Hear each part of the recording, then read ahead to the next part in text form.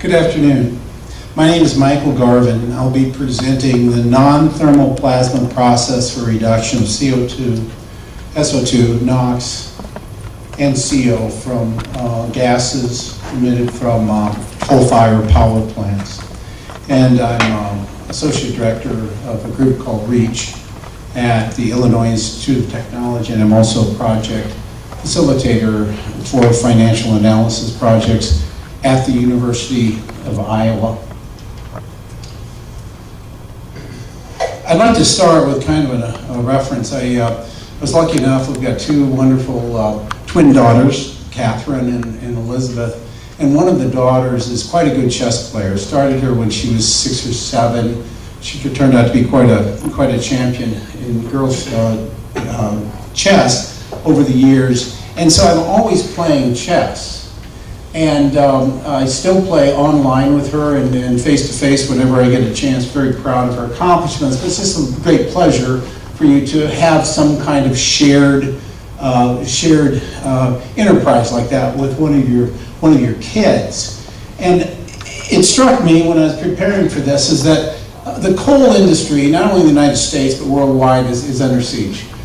Air quality issues, the recent Paris Climate Accord has brought into focus a need to do something about release of carbon, especially CO2. Now, I would like to remind you that the coal industry globally has done more as a single entity than anyone else for reducing air problems. And I will repeat that. The coal industry has done more than anyone else. And the research and the pre-combustion, combustion and post-combustion technologies that is developed. Now the coal industry, it finds itself in an extremely precarious position because of the issues and the commitments made at the Paris Climate Accord and going forward. And it reminds me of a defense. It's called the Desperado defense in chess. It's that kind of setup, that the defense is set, but the person that is setting the defense knows that it's just drawing the opposition, the competition in to circle the offensive assault and win the match.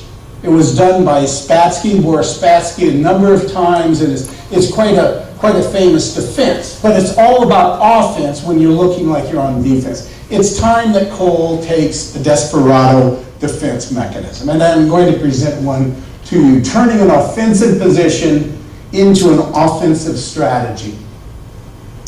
About 2 years ago, I was part of a network of companies and universities which are involved in researching carbon reduction. And certainly, we've talked a lot about amines and other technologies to reduce carbon release out of coal plants. Now, my challenge, and this is my third tour of duty in a paradigm shift situation. I helped launch in the 1970s and 80s the Clean Air Act response from hospital incinerators, and we solved that problem. I went on to do a number of things with paradigm shifting and changing from response to HIV to Homeland Security and communications, helped start the whole revolution that we now know as distance conferencing or webinars.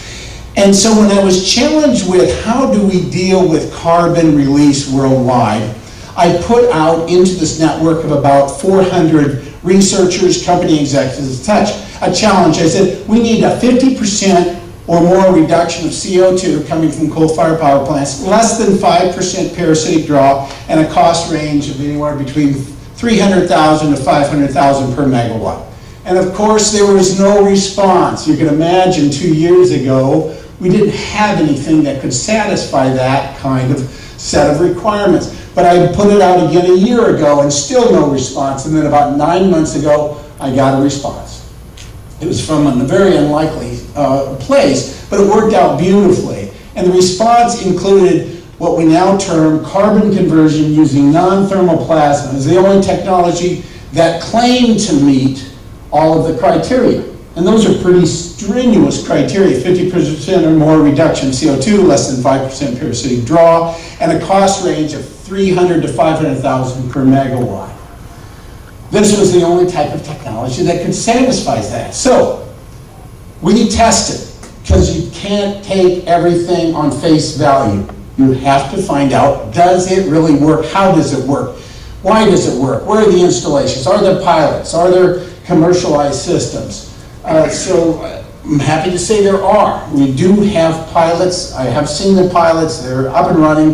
They've been running for about 5 years. Now we've got a coal-fired power plant that is now using the technology. And as you can see, just a report yesterday, 90% less reduction or plus reduction of CO2 and NOx. 60, actually today's testing went 80%. They were able to change it, but 60% reduction of CO and a 3.7% parasitic draw.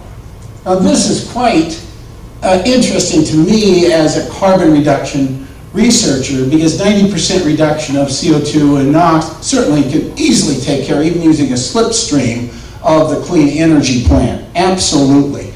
60 to 80% reduction of CO does a lot of different things. The plant where it's installed up in western Pennsylvania, the manager said, holy cow, I've got to shut down at 6 o'clock every night 50% of my operation because we're emitting too much CO, and I've got an agreement with the EPA that will shut down from 6 o'clock at night till 6 o'clock in the morning. If we have equipment that is carbon conversion based, we can continue to run because we've got the carbon, the CO reduction. Parasitic draw is the biggest discussion. When I talk throughout this conference and at the American Coal Council and other places, they say it is impossible to get that low of parasitic draw, yet they're getting that low of parasitic draw. And we'll talk a little bit about why, but primarily that is happening, and it's been reported by third-party testing. And this is one of them. Eagle Mountain did the testing, independent testing results spanning over 5 years. I think 95 is a little steep, but they're getting 91, 92% reduction of most of the toxic gases, such as carbon dioxide and sulfur. Now this is rather interesting. I don't know if you can see, but you can see the CO reduction over here, 90% plus, 84% in this test, 96% in this test. So quite strong reduction of the gases. The technology is adapted to a number of different carbon bases, including diesel. They ran it on a Caterpillar 970L front loader, which, if you know that piece of equipment, is pretty substantial diesel. Still got the 80 to 95% reduction of CO2, NOx, SOx, and CO. So they've got that test completely done by a third party. But now they're looking at power plants, natural gas power plants. We'll talk a lot more about natural gas in just a minute. Foundries, smelters. I'm very interested in flare gas. I was up in the Bakken oil fields about a year and a half ago, and there are 330 million cubic feet of flare gas being burnt off every day. 330 million cubic feet.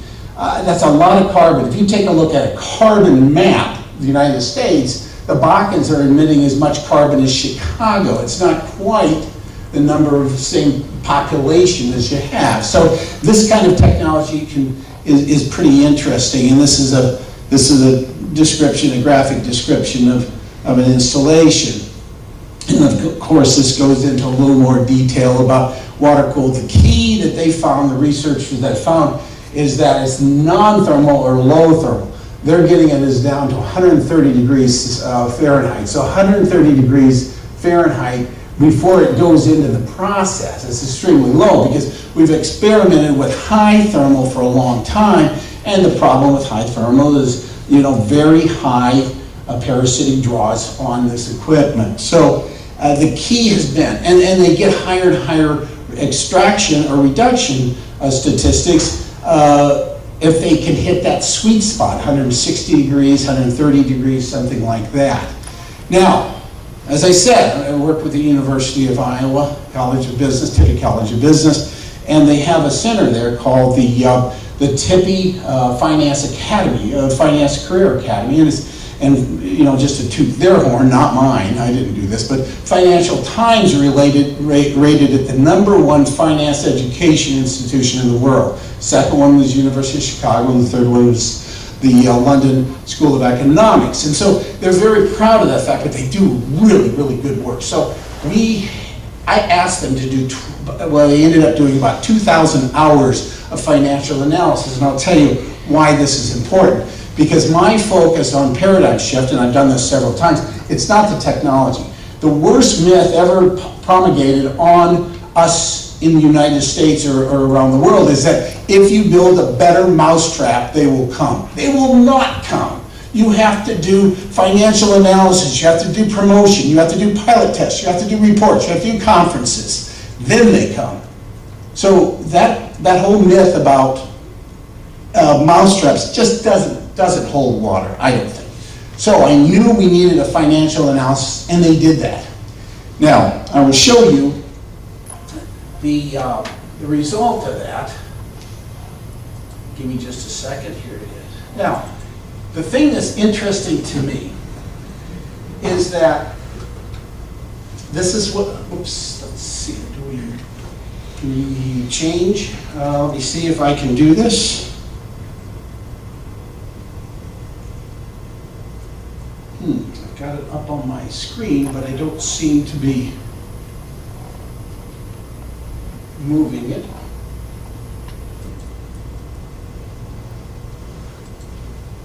Did it lock up? Yeah, it did. It did. Let me see if I can get out of this. There's a couple of programs here. Save, okay. No, therefore, we don't want that. It says okay. Oh, sorry about this.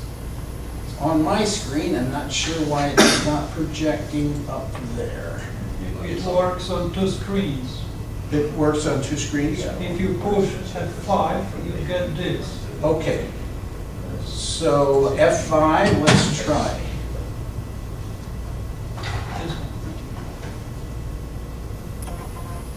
Okay, F5. Is it Control F5 maybe? No.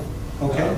It works on PowerPoint. So take your material and put it to PowerPoint. Okay. And you get on the screen. Okay, all right, let's not mess with that because we have limited time, but let me tell you what they did. They did the analysis, and the thing was, let's go with this.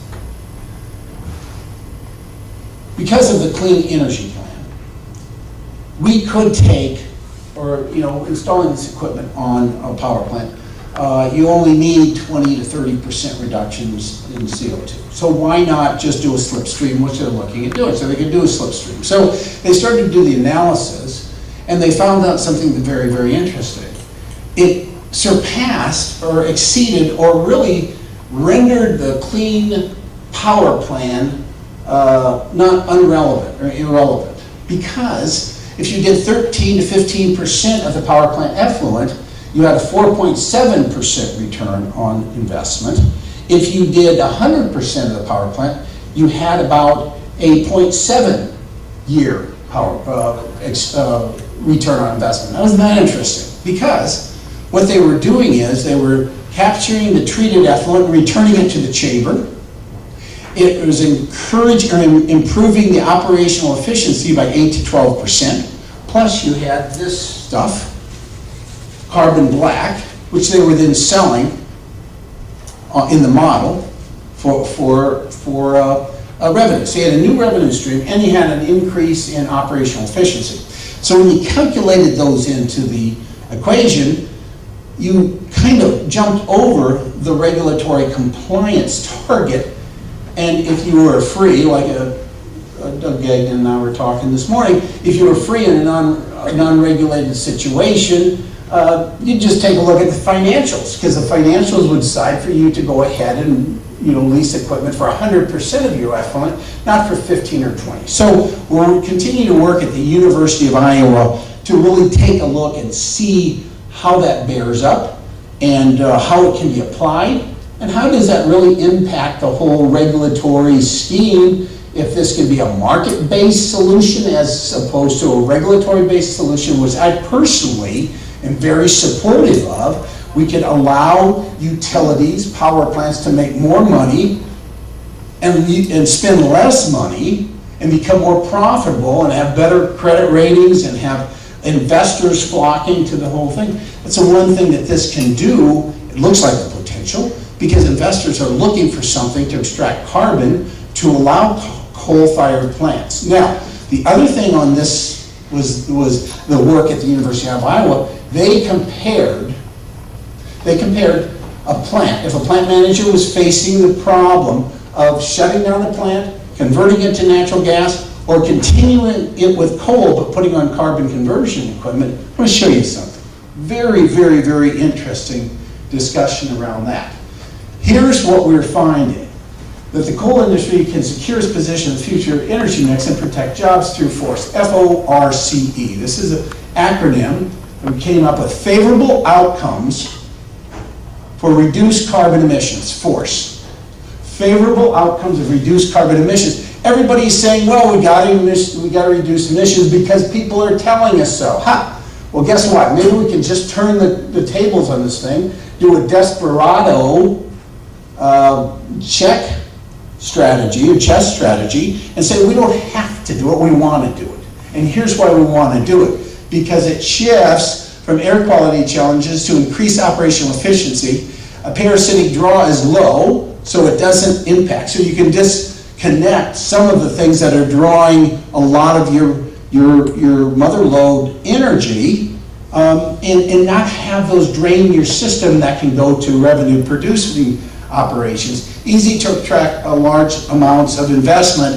If there's some credit rating that we can work with or the investors can work with, it can come in as an equipment lease. Sale of carbon black as fertilizer, building material, activated charcoal, and it stabilizes or grows the coal industry. And that's really important here in the United States because of the presidential election and others, but around the world, China or Japan, or Sweden, or Norway, or wherever it might be.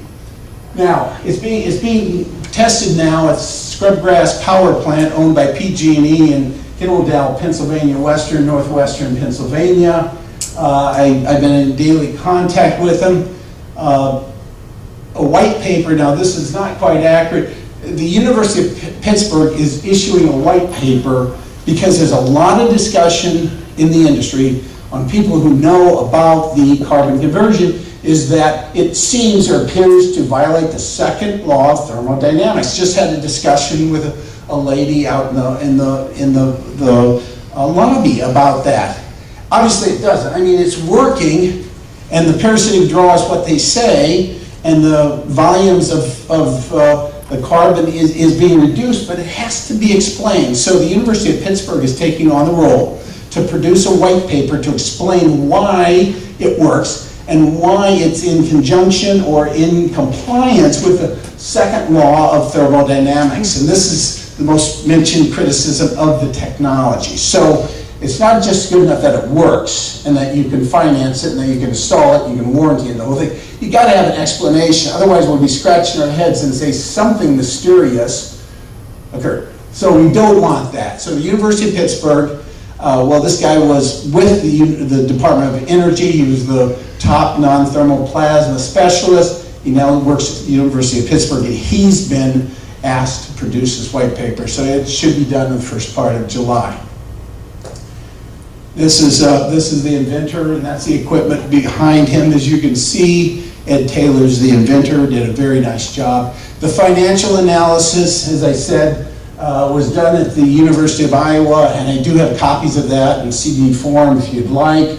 We've got the white papers on the back table if you'd like, or some of the information, the last test of the diesel is back. I've got a limited number of those, so if you're interested, please pick any of those up. Now, the interesting thing was, I got so fascinated with it at the University of Iowa, unbeknownst to us, they said this whole question about what should a utility do, should it shut down, should it convert to natural gas to meet these standards, or should it go with a carbon conversion technology? And what they did was, they went on their own really initiative and used what's called a crystal ball predictive computational analysis, which the program they used was Monte Carlo. Now, I'm not familiar with all this stuff, but basically, it's used by large businesses, Fortune 100 companies, and Doug's shaking his head, so I trust that he knows. So it's a type of thing where they do these analysis, and the computer takes every known input and every range in that input. So there's something like 2,700 inputs. The price of coal over the last 50 years, the price of natural gas over the volatility of the price, the draw on, the regulatory compliance, the whole thing. And so they put it all together as something like 10,000 variables of 2,500 inputs. So they put it all together. It came up with 500,000 permutations, 500,000 permutations. And this is what it looks like. And what it came out was, out of all three options, all 500,000 permutations, not one of them was anything but option 3. So, let me finish by just saying, we're looking at it. It's not ready for prime time. I guess it's starting to be installed, but we're looking at it. The plan to set the future of global energy, find the game-changing technology, finance the technology, which we're using, use the emerging energy technology electronic market, EDM from the University of Iowa to identify the next game changer, and do the cycle again. That's where we're at. Any questions?